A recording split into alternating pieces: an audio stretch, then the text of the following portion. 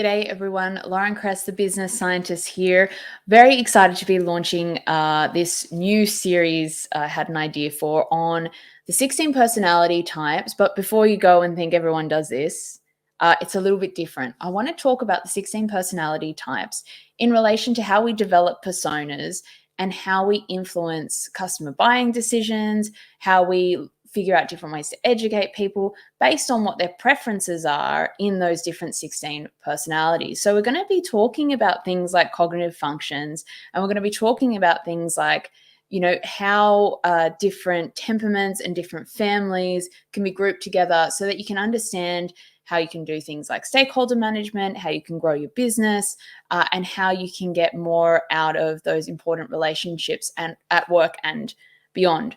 So I wanted to do this video, which is just a really quick introduction onto what the 16 personalities are, or MBTI is. I have done another video on MBTI decision making, and I'll put the card up here if you want to check that out as well. So essentially, there's 4 letters in the 16 personalities, and each letter has 2 types of preferences that you can have. So 2 times 2 times 2 times 2 gives you the 16 personalities. So we're going to run through each of these in a little bit more detail. So we have the extrovert and the introvert, the E or the I. That's the first letter in your MBTI or your 16 personalities type. This is telling you whether you generally have a preference for extroversion or introversion. Extroversion, which is more about happens outside of yourself. It's broadly focused. It's looking at people and what's happening out there, outside of your head, external to you.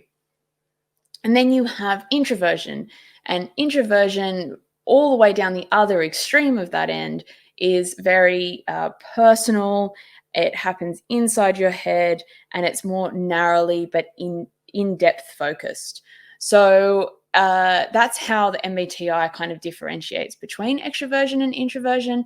And like I said, you're on a spectrum. So everyone, it's not that you're completely 100% one way or the other. It's more like you have a preference at least 51% of the time or more to go one way versus the other. But everyone can do everything. This is about preferences for how you observe the world and how you make decisions.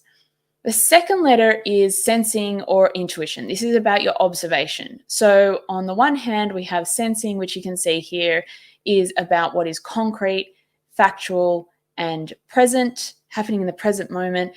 People who prefer sensing are more looking at what is happening right now in the real world, in what I can see around me. On the other hand, you have intuition.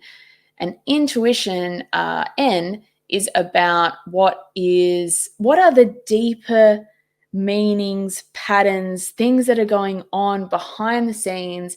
They might not be happening actually now in the real world, but you're connecting the dots and kind of going, what could this mean for the future? So generally, intuition is more about going, why are the things around me happening? What are the patterns that underlie what is going on, instead of being so much present in your observations. Decision making, the third letter, is represented by an F or a T. So F is for feeling. How am I being affected? How are other people being affected? What do I value? What do others value? Do I like this, not like this? Do others like this, not like this? That's all feeling when it comes to decision making. That's what's influencing your decision more if you're an F. Then a T is going to be looking at more of the logic, the rational. They're going to be asking themselves, like, does this make sense to do? Does this get the results I need to get based on the data that I can see? It's very driven by rationality and reasoning. And then finally, I've put here preference. It's a bit hard to explain the J and the P, but essentially what it's telling us is how you prefer to use your observations and decision-making functions in your day-to-day life. So someone who is on the judging side is going to be a little bit more narrowly focused when it comes to their observations. They're going to be thinking things like, less is more. I don't need to get so much information out there. But what I do need to do is, when it comes to making decisions, my decisions need to be outwardly focused in the real world, in what's happening around me. Perceiving is the other way around. Perceiving is more about, okay, I want to gather all the information. I want to collect everything in my observations. I want to rely on my observations more. And then when it comes to the decision making, that's got more of an inward focus for me. Now, we'll go more into this in the next video, where I'll sort of take you through the cognitive functions. And then we can start really getting into things like persona development, and we'll have some fun with understanding how you can actually work out what personality type, what families, different stakeholders, different customers are in.